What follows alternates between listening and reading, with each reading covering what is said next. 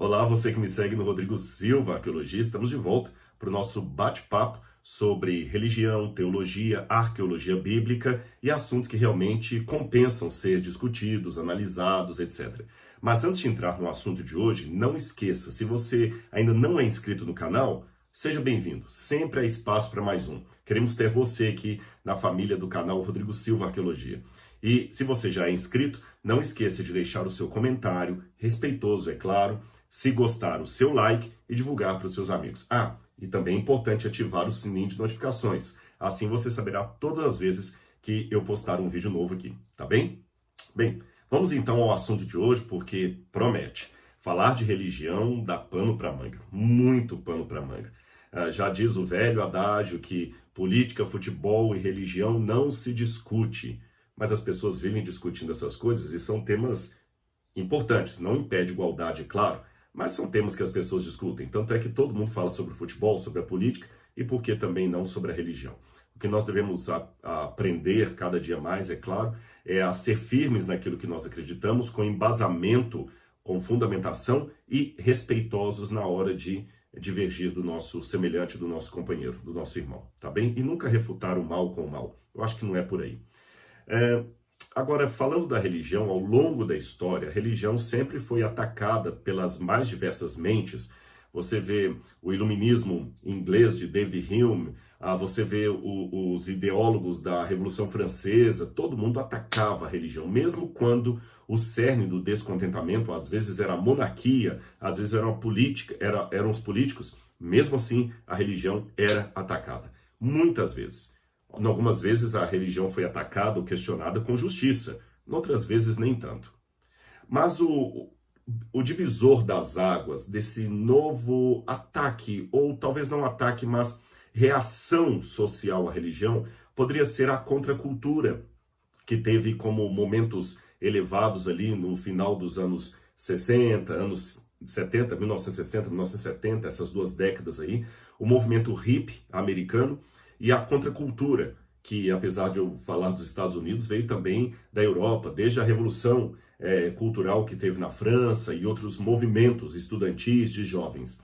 E no auge dessa contracultura estava um questionamento àqueles ditos valores da sociedade, como a família, a visão do pai no sentido masculino da palavra mesmo, chefe da casa, o pater familias, como vinha desde os romanos, e também a esses valores que agora já eram tidos como tabus da sociedade antiga, dos mais velhos. E isto repercutiu na forma das artes, da música, das letras, das novelas, dos filmes, dos depoimentos dos atores e atrizes, dos cantores e cantoras, que agora eram aqueles que formavam na mente dos jovens a figura midiática substitutiva dos antigos ideais de pai, mãe, líder religioso, líder político, etc.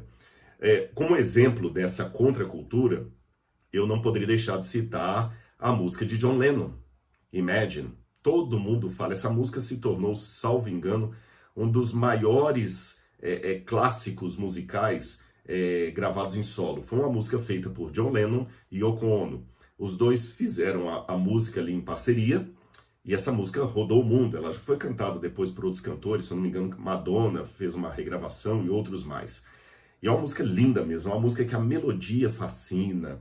Ela parece que fala de paz. Aliás, Imagine foi chamado de o hino da paz, mesmo por religiosos.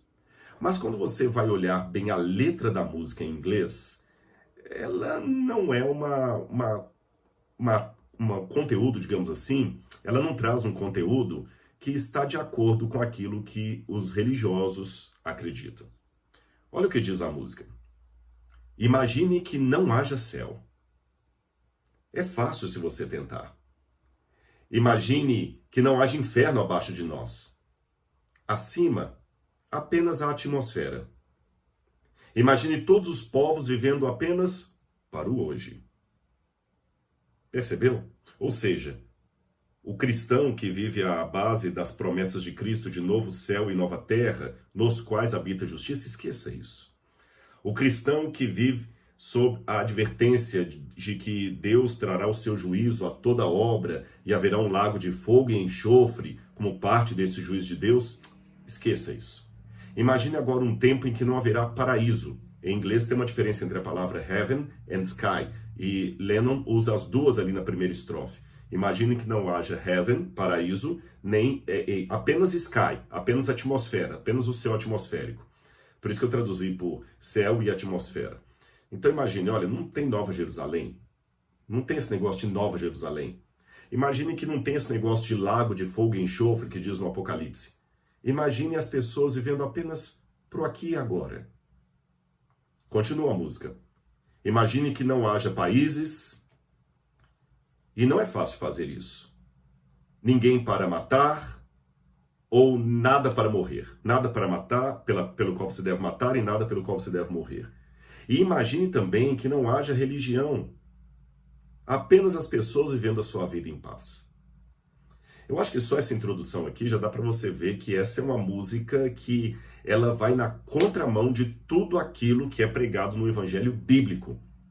Mas muitas pessoas acham linda a música de John Lennon e continuam cantando como sendo um hino da paz, quando apresenta uma paz que não é a paz que Cristo dá.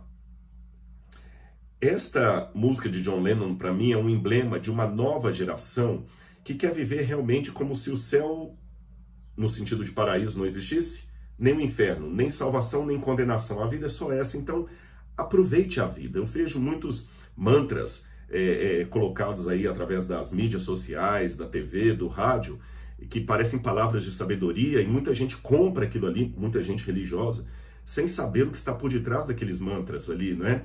Olha, imagine que decepção você chegar ao fim da sua vida, olhar para trás e se arrepender dos amores que não viveu, dos beijos que não deu, do sexo que não praticou, da roupa que não vestiu.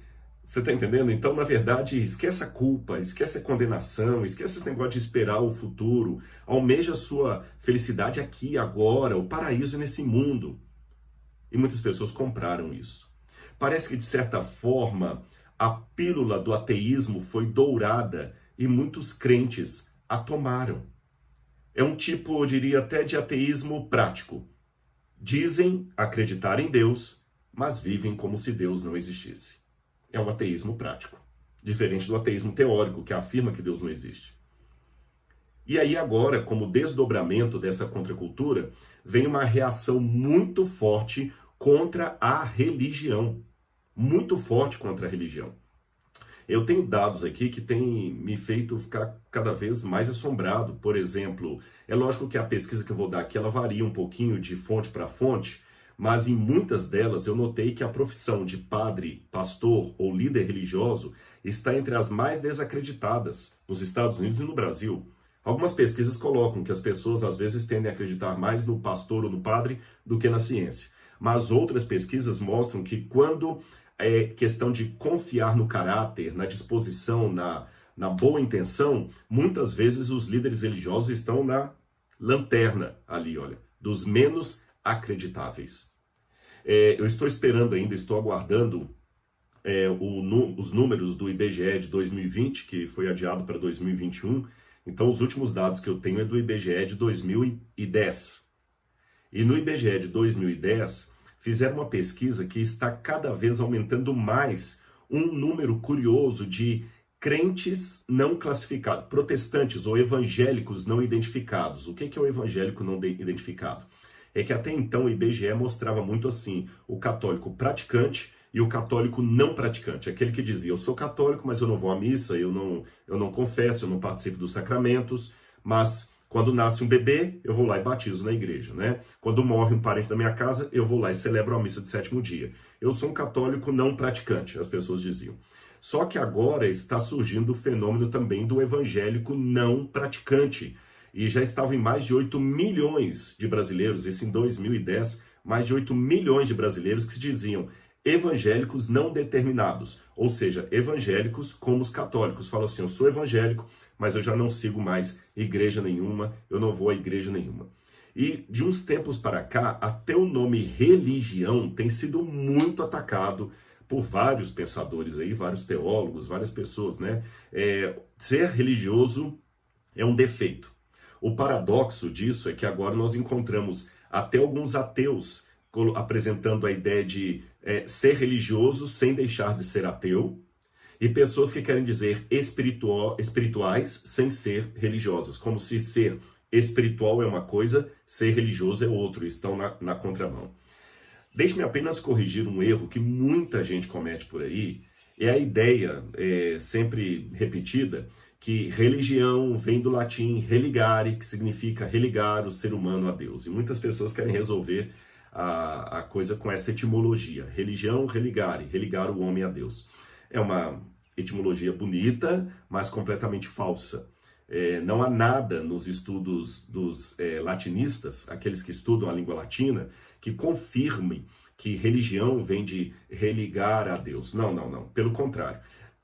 A bem da verdade, eu encontro Tertuliano e Lactâncio, ali pelo terceiro, quarto século depois de Cristo, esses dois autores cristãos que escreviam em latim, eles dão à palavra religião, relegere, uma ideia de ligar o ser humano ao Criador. Mas esta parece que é uma construção ou um conceito que eles dão mais do ponto de vista apologético ou teológico do que etimológico. Na etimologia, quando eu vou a Cícero, por exemplo, Sérvios e outros autores latinos ali, o que eu percebo é o seguinte: religião vem do latim re, que significa novamente, legere, ler. Então, reler, ler novamente, ler com atenção. No primeiro momento você leu de maneira apressada, então agora você vai ler com atenção, relegere. E como isto às vezes era voltado para o respeito às instituições romanas, interessante, ser religioso na época do Império Romano, para quem falava latim, religião significava respeito pelas coisas do Império. Então, ler novamente, ler com atenção, e da palavra ler com atenção, relegere, veio por semântica, respeitar, reverenciar. É lógico que quando fala as coisas do Império, incluía também a religião do Império. Mas isso aí passa longe daquele significado tradicional de religião como sendo religar a Deus. Como eu falei, religião parece que entrou para dentro do vocabulário cristão através de Lactâncio e Tertuliano, mas na Bíblia, a rigor, não existe a palavra religião. Tem na tradução em português, mas não nos originais grego, hebraico ou aramaico. Agora, o fato da palavra religião não estar na Bíblia leva muitos a acreditarem que realmente religião não é coisa para quem quer uma relação com Deus. Religião é para quem não quer relação com Deus, porque não existe religião na Bíblia. Calma, vamos devagar. Embora a palavra religião, por si, não faça parte do vocabulário hebraico, aramaico ou grego do Novo Testamento, o conceito da prática religiosa está ali.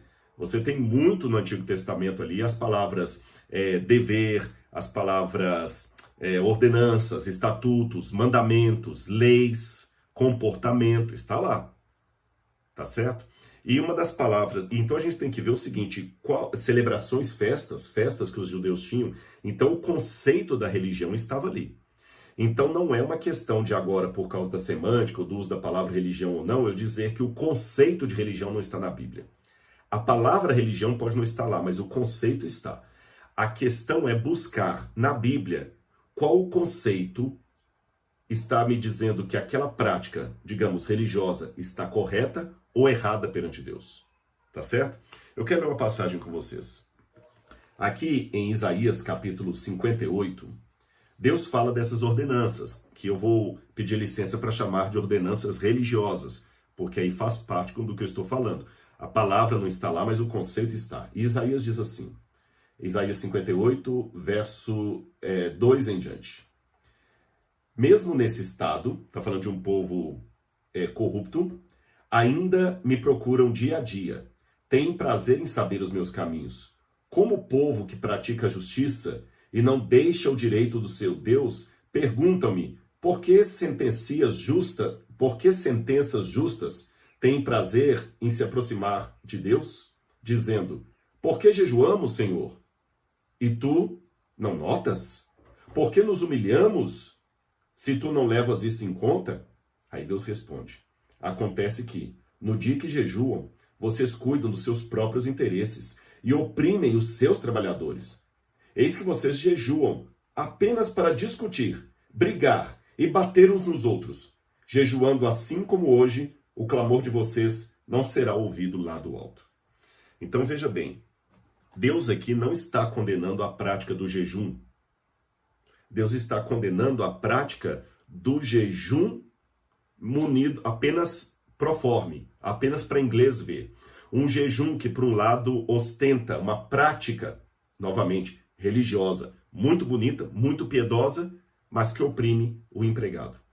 Ou seja, tem aparência de piedade, mas não tem prática de piedade. É isso que Deus abomina. E é interessante que no hebraico aparece aqui uma palavra, mishpat. Mishpat é uma palavra que talvez eu poderia mais ou menos traduzir como religião, se você quiser. Por quê? Mishpat, eu vou tentar explicar para vocês. É uma palavra que tem vários conceitos ao mesmo tempo. Mishpat pode ser justo, pode ser retidão, justiça, caminho correto, ensino de uma coisa verdadeira e correta, mishpat. E quando Deus fala justiça, ele fala que ele quer a mishpat. Só que é interessante que essa mishpat, esse caminho correto, esse jeito correto de fazer as coisas de Deus, ele não é retributivo necessariamente, mas restaurativo. O que eu quero dizer com isso? Na verdade, o princípio da mishpat divina não é simplesmente mostrar o que é correto, mas corrigir o que está errado. É restaurar aquele que está no erro e trazê-lo para a verdade. Percebeu? Não é apenas falar, olha, o correto é isso, o correto é isso. Não, é alertar o outro, você está errado. Como Deus alertou o povo de Israel, vocês estão errados nessa prática de jejum que vocês têm. Vocês estão errados. E os judeus da época do Antigo Testamento não entendiam isso, e parece que no Novo Testamento também não, porque quando eu vou a Mateus, capítulo 6, versículo 33, Jesus falando exatamente do jejum, o mesmo tema de Isaías, Jesus fala o seguinte, olha, Mateus capítulo 6, verso 33. Mas busquem em primeiro lugar o reino de Deus. Primeiro ele fala o seguinte, perdão. Ele fala o seguinte, quando vocês jejuarem, verso 16, quando vocês jejuarem, não fiquem com uma aparência triste como os hipócritas, porque desfiguram o rosto a fim de parecer aos outros que estão jejuando. Em verdade lhes digo, eles já receberam a sua recompensa. Mas você, quando jejuar, unja a cabeça e lave o rosto, a fim de não parecer aos outros que você está jejuando, e assim o seu pai, em secreto, verá. E o seu pai, que vem em secreto, lhe dará a recompensa. Percebeu? E lá na frente ele fala, vocês têm que buscar fazer a vontade de Deus, não para a aparência humana. Agora, muita gente, quando lê essas críticas de Jesus, ou de Isaías, ou outras críticas dos profetas ali à religião, pensam assim, tá vendo? É para não sermos religiosos, é para não ter práticas religiosas. Mas isso é uma má interpretação do texto, meus queridos.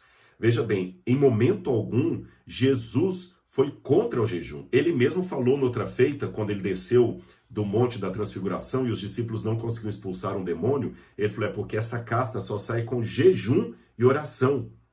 Então Jesus mandou jejuar. O que ele estava criticando é a forma errada do jejum. A mesma coisa Isaías. No outro lado da moeda, você também tem que ver que você não pode pegar os exemplos de Isaías e Jesus com relação ao amor ao próximo, à caridade, e achar que isso agora é um discurso próprio de justiça social. Não é bem assim, não confunda as coisas. Na época de Jesus, havia um monte de judeus zelotas que estavam buscando justiça social contra Roma. E Jesus não assinou embaixo de nenhum movimento deles. Tá certo?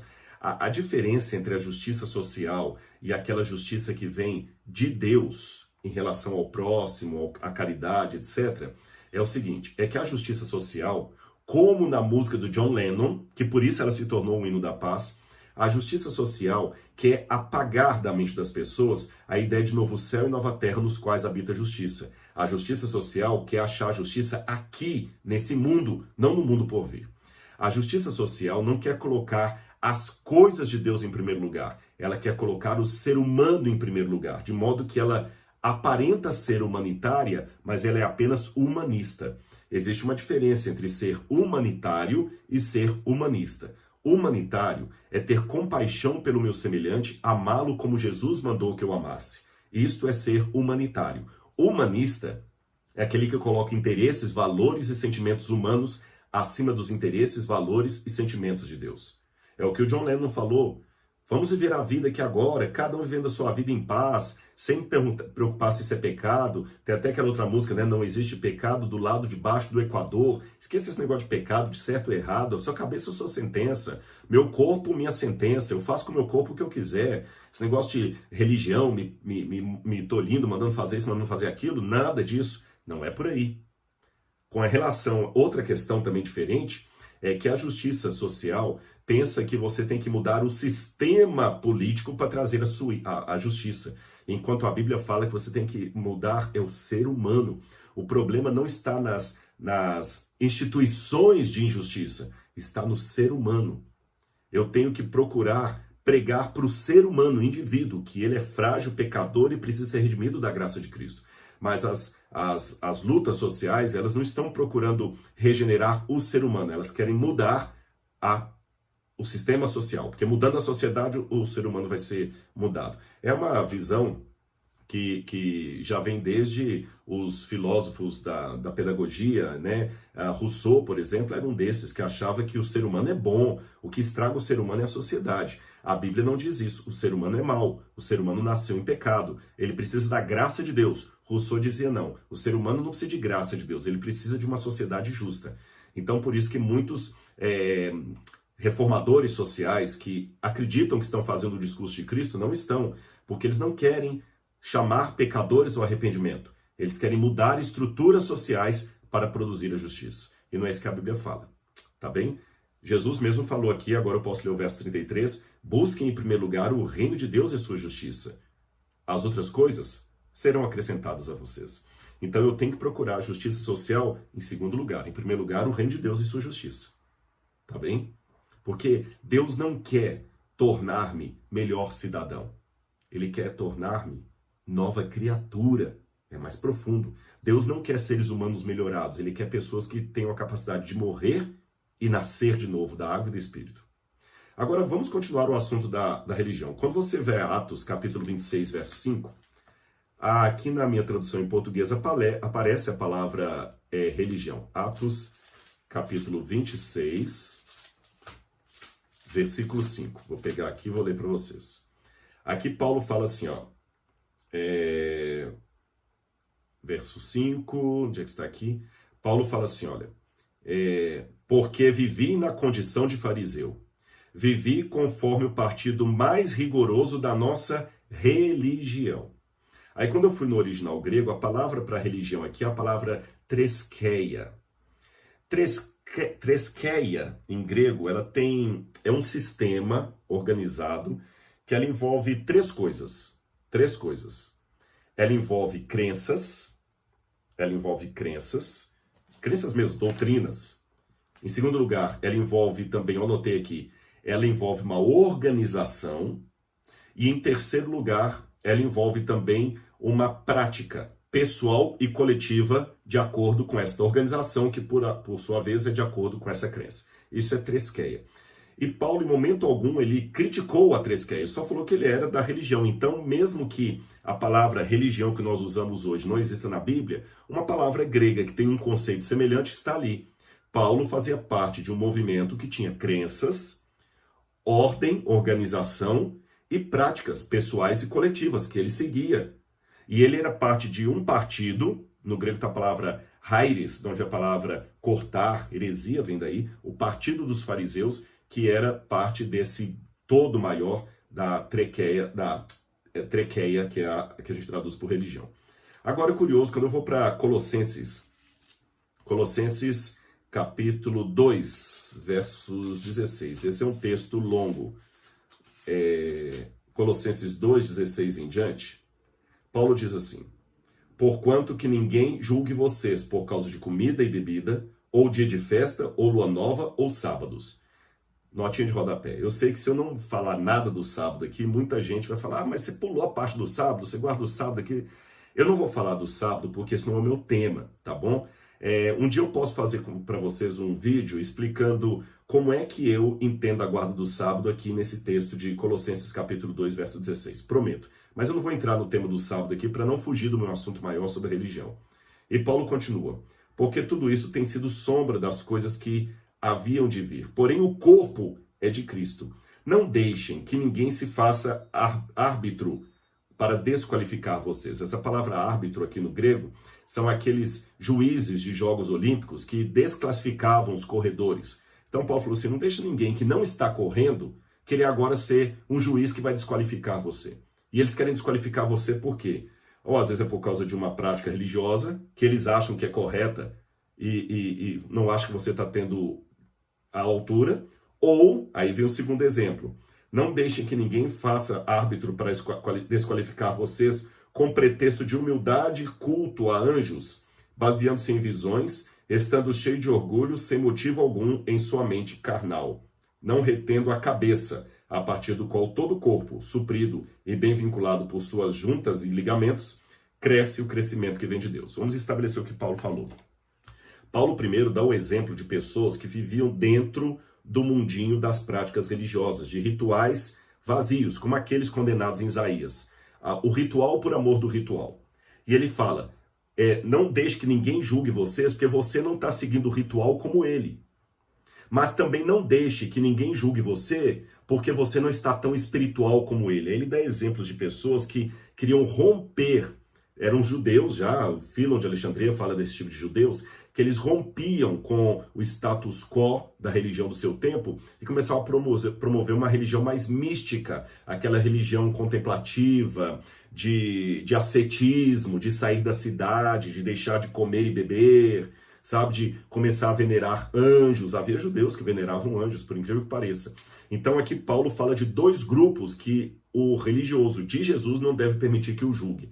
Nem aquele religioso ritualista que segue o rito por amor ao rito, destituído de qualquer poder ou eficácia, e também aquele que se acha superior a todo mundo porque ele tem uma espiritualidade maior, tá certo? Como Paulo fala aqui, pretexto de humildade. É interessante essa expressão, pretexto de humildade, porque eles não conseguem reter a cabeça, que é Cristo, a partir do qual todo o corpo se liga. E tem mais uma passagem que eu acho que ela vem bem a calhar aqui, Hebreus 10, 25, que Paulo fala assim, ó, não deixemos de nos congregar, como é costume de alguns. Pelo contrário, façamos admoestações, ainda agora que vocês veem que o dia se aproxima. E essa palavra, não deixemos-nos de nos congregar, é a palavra epissinagogon, vem de sinagoga, e tá realton, ou seja, não deixemos de nos reunir como judeus na sinagoga. Então, em momento algum, Paulo incentivou um cristianismo avulso, uma espiritualidade avulsa, que eu fico sozinho na minha casa. E agora, para terminar, eu posso ler o texto que muita gente pensou que eu ia começar com ele. O texto de Tiago, capítulo 2, quando Tiago vai falar qual é a verdadeira religião. Na verdade, Tiago, capítulo 1, versículo 26 em diante. Se alguém supõe ser religioso, mas não refreia sua língua, está enganando a si mesmo, e a sua religião é vã. A religião pura e sem mácula para com nosso Deus e Pai é esta: visitar os órfãos e viúvas nas suas aflições e guardar-se incontaminado do mundo. A expressão religião aqui é trequeia, que também aparece lá em Paulo. Então aqui, veja bem, vamos analisar o que Tiago fala. Em primeiro lugar, ele fala de uma religião vã e de uma religião verdadeira. Então existe a forma religiosa verdadeira. E ele fala que a religião verdadeira é visitar as viúvas e os órfãos. Muita gente fala assim, tá vendo? A religião verdadeira é fazer caridade, não é ir para a igreja, não é nada disso. Muita gente que lê esse texto esquece de ler o resto da epístola de Tiago. Tiago também fala, olha, ele vai continuando aqui o capítulo 2. Porque toda vez que entrar na sinagoga de vocês, um homem com anéis nos dedos, vocês o tratarem bem, tratarem mal o outro que chega simples, estão pecando. Então Tiago está falando onde é que nós realizamos a religião verdadeira. Na sinagoga de vocês, ou seja, na assembleia, no ajuntamento do povo. E ele continua dizendo mais aqui, olha, capítulo 4, verso 11. Irmãos, não falem mal uns dos outros. Aquele que fala mal do irmão ou julga o seu irmão, fala mal da lei e julga a lei. Porque se você julga a lei, não é observador da lei, mas juiz. E muitas vezes as pessoas que são espirituais avulsos, são pessoas que falam assim, não, a religião verdadeira de Tiago não é ir para a igreja, não é participar de culto, não é seguir ritos religiosos, é visitar as viúvas e os órfãos. Mas esses vivem nas internets, nos púlpitos, nos twitters, detonando os que vão para a religião. Mas curioso que Tiago fala que também faz parte da religião verdadeira não ficar falando mal uns dos outros. Vou mais além. Tiago ainda fala no capítulo 5, verso 9: Irmãos, não se queixem uns dos outros, para que vocês não sejam julgados. Mishpat. Lembra que eu falei que o juízo é restaurar do erro, não é condenar? Vamos de novo. Tiago fala ainda no capítulo 5, verso 13. Alguém de vocês está sofrendo? Faça oração. Alguém está alegre? Cante louvores. Alguém de vocês está doente? Chame os presbíteros da igreja. Então, meus irmãos, eu sei que muitos que estão comigo agora se decepcionaram com as religiões. Mas sabe, eu quero colocar algumas coisas para você pensar aqui. No trânsito, se eu pegar as estatísticas de quantas pessoas morrem no trânsito todos os dias por causa de erros de motoristas imprudentes, eu não sairia mais de carro. Mas a despeito disso, eu continuo dirigindo. Se eu olhar quantos erros médicos são cometidos por ano e quantas pessoas morrem por erro médico ou negligência médica, eu não aceitaria ir a um hospital nem para tomar uma injeção. Mas mesmo assim, se eu for acidentado, chame os paramédicos. Curioso que mesmo os erros da medicina não me impedem de ir ao médico. Mesmo os erros do trânsito não me impedem de dirigir. Mesmo os erros do futebol não me impedem de torcer por um time. Porque os erros da religião, ou de alguns religiosos, deveriam me impedir de me reunir com os irmãos. Não seria essa uma maneira até de trabalhar a minha humildade? Ter que reunir com pessoas que têm um pensamento tão diferente do meu? É lógico, claro e evidente que você não pode ficar num ambiente que você não concorda com a doutrina. É por isso que eu sou adventista e não da Seishonoye. É por isso que alguns são da Seishonoye e não da presbiteriana. Não dá para você ser batista se você concorda com tudo de Calvino e discorda da prática batista. Então, realmente, por questões doutrinárias, você tem que procurar uma religião, uma igreja que está mais afim com aqueles princípios doutrinários que você defende. Se você acha que tem que falar dom de línguas, não dá para você congregar permanentemente como membro numa igreja batista tradicional, se você é renovado.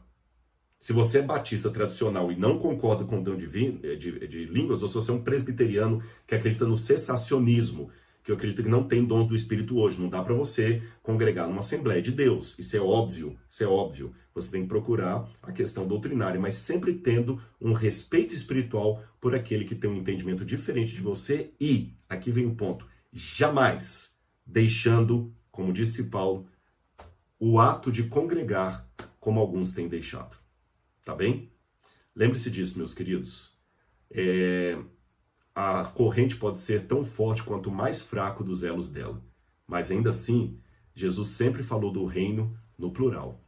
Ele não ensinou a orar Pai meu que está nos céus. É Pai nosso, meu e do meu irmão, tão frágil e pecador como eu. E pode ter certeza, apesar dos defeitos, o corpo místico de Cristo, que é a igreja, ainda é a menina dos olhos de Deus. Compensa estar com os irmãos. Nenhum de nós, por mais santo que esteja, tão em comunhão com o Pai, está tão acima do bem e do mal a ponto de negar o apreço e a comunhão daquele irmão que às vezes pode ter um jeito, um trejeito ou um pensamento que me incomoda um tanto.